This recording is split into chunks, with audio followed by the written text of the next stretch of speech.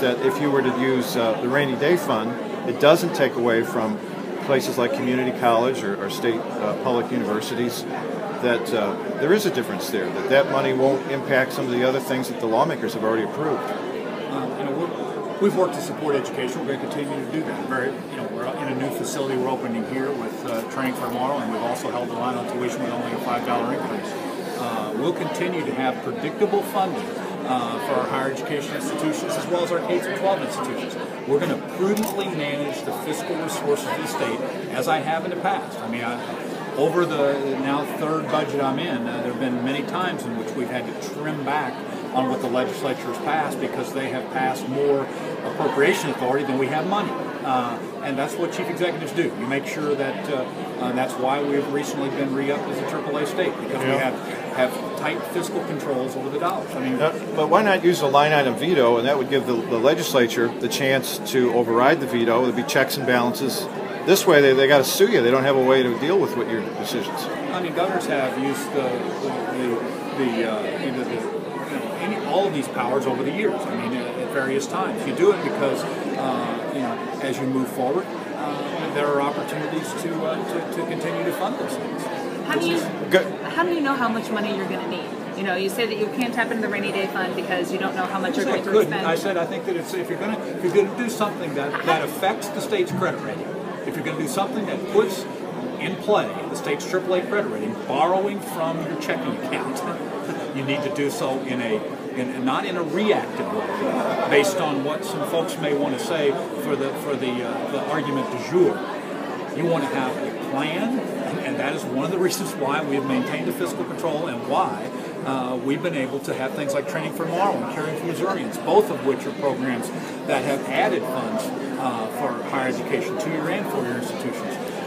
The bottom line is that we're going to continue fiscal prudence while at the same time making sure that we're walking hand in hand with our partners. We need to have the dollars to pay the bills. In order to do that, you have to manage the dollars that you have. Governor, you're a lawyer. Governor, hold on, I got to get this in. You're a lawyer. You've been Attorney General. You know the state's constitution upside down and backwards. What do you say to this argument that by withholding $172 million, you have violated the Constitution of the state of Missouri? Governors have always managed the budget in this fashion. Whether it's, I mean, you go back through the list of governors that have been faced with all sorts of times in which there were obligations the state might have to pay. Whether it's a court order, which has been done in the past, where governors have seen that, or an economy, which in this situation, I mean, we're working our way back on the economy, but it's clear that there is more spending authority that the legislature has given over the last few years than we've had money in the bank. Is this lawsuit hot air? Is it politics? Are they just trying to make you look bad? He's a Republican, you're a Democrat? Is there any substance to it? How did you determine how much to withhold? Well, I mean, this gets very complicated very quickly. The legislature... How did you come up with $172 million? Very simply, quite frankly, the legislature cooked into their budget a number of measures that did not pass. For example, they put in tax amnesty, which was designed under their very budget to have additional dollars come in excess of $25 million. They didn't pass that bill. They gave appropriation authority without putting the money in the bank. And they also expected additional money to come in from the lottery as well as gaming that have not come forward. People in the challenging economic times we've not seen them hit. So the fact that they put a number on a piece of paper, they did that the first 2 years too, and I had to had to lessen that budget by over $1.5 billion.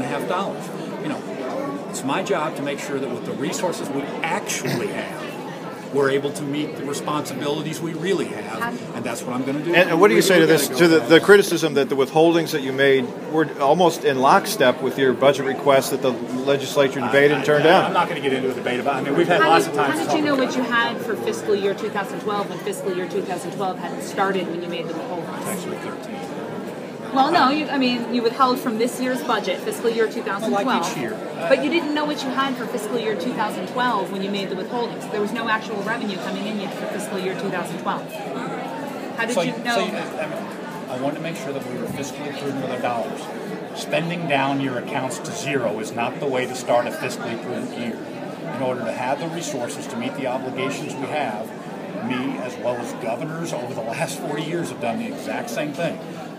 You have sequestered dollars and worked to make sure that you were able to meet the obligations the state has during those fiscal years. I mean, you can go through example after example after example where governors have done just that. That is one of the reasons why our state has and will maintain, under my leadership, a AAA credit rating.